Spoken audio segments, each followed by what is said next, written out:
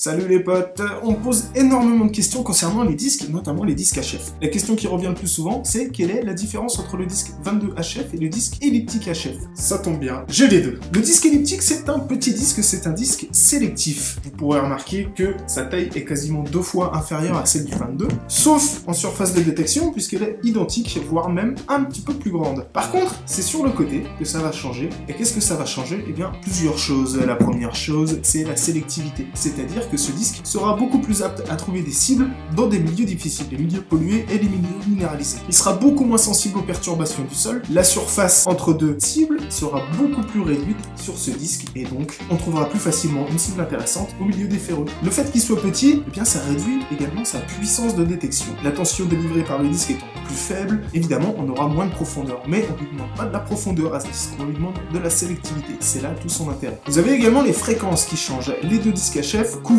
une grande plage de fréquences. Celui-ci va de 14 à 54, celui-ci va de 14 à 80. Quel est l'intérêt de monter à 80 kg? C'est sur les milieux difficiles que l'on fera la différence. Plus le sol va être pollué et minéralisé, et plus on va monter en fréquence, et plus on aura de chances de trouver des cibles peu conductrices. Le disque elliptique sera également beaucoup plus précis dans les sons. Il y a beaucoup moins de tension délivrée, beaucoup moins de puissance, donc son signal va être plus fin. Ce sera plus facile pour reconnaître certains ferreux, beaucoup plus facile pour reconnaître certaines cibles. Bien sûr, la taille des cibles que l'on va trouver sera sans commune mesure grâce à sa très haute fréquence et sa capacité de sélection. Quel disque choisir entre les deux? Eh bien ça dépend de vos terrains de jeu, ça dépend de ce que vous cherchez. Je pense que celui-ci est un excellent disque complémentaire. Si vous ne devez avoir qu'un seul disque, il vaut mieux prendre le 22. Le 22 couvrira plus de surface, vous allez gagner du temps. Et en détection, gagner du temps, c'est faire plus de trouvailles, c'est moins se fatiguer. En revanche, lorsque les terrains sont pollués, si vous avez ce disque en complément, dans les milieux difficiles, vous trouverez beaucoup plus de cibles qu'avec un 22. Je crois qu'on a rapidement fait le tour de la question, on va pas s'étendre sur le sujet. Si vous avez des questions, vous les posez en commentaire ou vous nous rejoignez sur Réglage XPDU Ceorix. Évidemment, c'est une communauté de plus de 4000 utilisateurs qui sont là pour vous renseigner, vous aider, vous aurez des avis. Vous pourrez poser vos questions à d'autres utilisateurs et ça, c'est cool les potes. C'est là-dessus que je vous laisse.